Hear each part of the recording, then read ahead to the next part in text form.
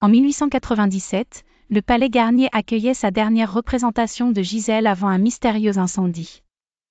Aujourd'hui, des explorateurs urbains rapportent qu'à chaque 13 octobre, à 15h33, l'opéra abandonné revient à la vie. Des lustres poussiéreux s'illuminent d'une lumière fantomatique et des pétales rouges tombent des combles. Mais la véritable horreur commence quand l'audience apparaît des rangées de figures ombrées en tenue du XIXe siècle, leurs visages dépourvus de traits sauf pour des sourires d'opéra grotesquement larges. L'année dernière, une étudiante en musique s'est faufilée pour enregistrer le phénomène.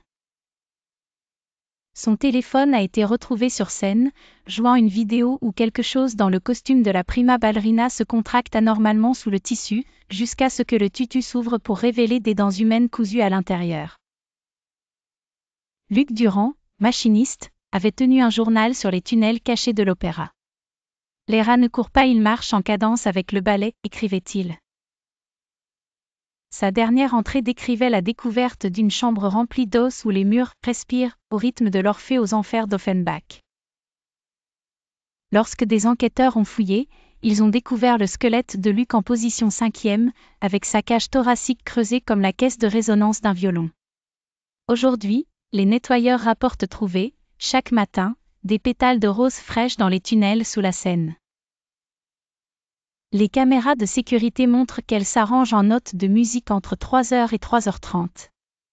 L'historienne Claire Bisset a découvert les dossiers de la soprano Isabelle Duval, qui a disparu en plein spectacle en 1897 après avoir atteint une note si pure qu'elle brisa 3 lustres. Les témoins affirmaient que sa bouche continuait de chanter même lorsque sa tête se renversa à un angle impossible. La représentation suivante mettait en vedette une doublure portant le costume d'Isabelle, bien que certains juraient avoir vu du sang s'infiltrer à travers la dentelle blanche. L'enregistreur audio de Claire a capturé quelque chose de troublant lorsqu'elle a joué le dernier air d'Isabelle dans l'enceinte de l'opéra. L'acoustique a produit une seconde voix harmonisant depuis les loges vides. L'analyse spectrale a révélé que l'onde sonore correspondait au cri d'un breakdancer moderne qui a disparu des marches du palais l'hiver dernier. L'explorateur urbain Marc a tenté de filmer la représentation fantôme. Son flux en direct montrait le corps de ballet se mouvoir avec une précision inhumaine, leurs membres trop longs, leurs pirouettes se poursuivant au-delà du point où les os devraient se briser. Quand le voile de la prima ballerina se souleva, les spectateurs crièrent. Ce n'était pas un visage en dessous, mais une masse se tortillant d'épines de rose formant la bouche hurlante d'Isabelle Duval. Le flux s'est coupé brusquement lorsque quelque chose a traversé l'écran, vers Marc. La police a trouvé sa caméra flottant dans le lac souterrain de l'opéra, enregistrant encore le son lointain de Gisèle interprété sous l'eau. Aujourd'hui, l'Opéra Garnier nie toute revendication surnaturelle. Mais les ouvriers entendent encore quelque chose répéter la nuit.